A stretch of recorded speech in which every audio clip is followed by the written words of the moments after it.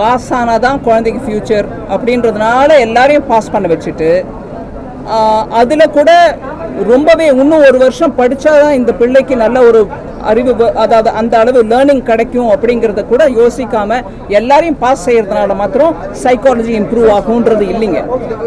இதை படிப்பின் குவாலிட்டியை பற்றி யோசிக்கணும். அதுக்கு ஒவ்வொரு மாநிலமும் கூட முயற்சி எடுக்கணும்.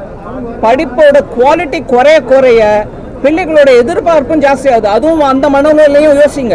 அவங்க காலேஜுக்கு வரும்போது ஏங்க நாங்கள் குவாலிஃபை ஆகுறதில்ல ஐஐடின்னு யோசிக்கும் போது அப்போ குவாலிட்டி என்னாச்சு, எல்லாரையும் ஒட்டு மொத்தமாக பாஸ் பண்ணிட்டே போகிறதுனால. அதனால இதெல்லாம் பிளாக் அண்ட் ஒயிட் பதில் சொல்ல முடியாதுங்க. அந்த விஷயத்தை இன்னும் அந்த நிபுணர்களோட உட்காந்து பேசி முடிவெடுக்கணும். எந்த ஒரு செயல்பாட்டுக்கும் இங்கே ஒரு தீர்மானம் வந்துடும். இல்லை இது நாங்கள் ஒத்துக்க மாட்டோம், தமிழர்களின் மனோநிலை எப்படி இல்லை அப்படின்லாம் சொல்லுவாங்க. 5ஆம் வகுப்பு படிக்கிற பிள்ளைகிட்ட போய் நீங்கள் ப்ரெஷரை போட்டு அந்த பெற்றவங்களுக்கு ஒரு ப்ரெஷரை போட்டு கடனை உடனே வாங்கி அப்படியே சிபிஎஸ்சி ஸ்கூலில் சேரணும் சேர்க்குற பிள்ளைங்க அந்த பெற்றவங்க எப்படிப்பட்ட ப்ரெஷருக்கு ஆளாவார்கள்? அந்த பிள்ளைங்களுக்கு என்ன தெரியும்? 5 வயசு படிக்கிற பிள்ளைங்கள்ட்ட என்னன்னு உட்காந்து நீங்கள் தனியாக நீங்கள் அட்வைஸ் பண்ணுவீங்க.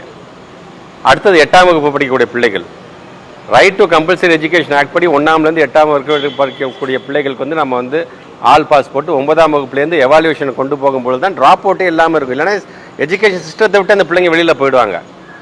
அதை ஒன்று தான் நம்முடைய மாண்புக்கு தமிழ்நாட்டு முதலமைச்சர் அனைத்து பிள்ளைகளுக்காக அனைத்து மாணவர்களுக்காக இதை எதிர்த்து கொண்டே இருக்கணும் என்று சொல்லும் பொழுது இன்றைக்கி படிப்படியாக இன்றைக்கி இதுக்கான இந்த பணியை இன்றைக்கி அவங்க தொடங்கிட்டாங்க. ஒரு எஜுகேஷன் சிஸ்டம் சார்ந்த நல்ல அறிவுள்ள ஒரு அறிவு சார்ந்த ஒரு கருத்துக்களை சொல்லும்போது ஏதாச்சும் ஒரு கவர்மெண்ட் பஸ் அதை டினை பண்ணுமா?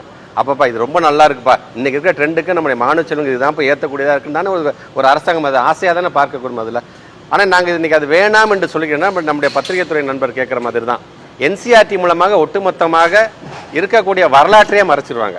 அந்த வரலாற்றே திருச்சி பேசப்படும். நம்ம யாரெல்லாம் சின்ன வயசுலேருந்து படிக்கும்போது யாரெல்லாம் ஐயோ அவெல்லாம் தேச விரோதிப்பா நம்ம யாரெல்லாம் சொன்னால் நீங்கள் தைரியமாக அவங்க சொல்கிறாங்க ஐயோ அவளாம் தான் ஏன் தியாகின்னு பேசுகிற அளவுக்கு நீங்கள் மாற்றுகிறார்கள். ஆக இது ஒரு சான்று தான். இப்போ என்சிஆர்டி உள்ளே நுழைஞ்சிருச்சுன்னா எஸ்சிஆர்டிக்கு வேலையே இல்லாமல் போயிடுவீங்க. நாங்கள் அங்கேருந்துட்டு யாரை நல்லவன் சொன்னி அந்த பிள்ளைங்க நல்லவன் சொல்லிக் கொடு, நாங்கள் அங்கேருந்து யாரை நாங்கள் கெட்டவன் சொல்கிறோம் அவன் கெட்டவன் சொல்லிக் கொடு என்கிற நிலைமைக்கு வந்துவிடும் என்பதற்காகத்தான் தொடர்ந்து நாங்கள் போராடி கொண்டிருக்கிறோம். 3ஆம் வகுப்பு 5ஆம் வகுப்பு பிள்ளைங்களுக்கு நாங்கள் வந்து எக்ஸாம் வைக்கிறோம். நாங்கள் அப்படி வைக்கும்போது அந்த பிள்ளைங்க ஃபெயில் ஆகிடுச்சு அப்படின்னு சொன்னால் 3ஆம் வகுப்பு பிள்ளைங்களை வீட்டில் உட்கார வச்சு நீங்கள் எப்படி அட்வைஸ் பண்ணீங்க? அந்த குழந்தைங்க என்னன்னு தெரியும்?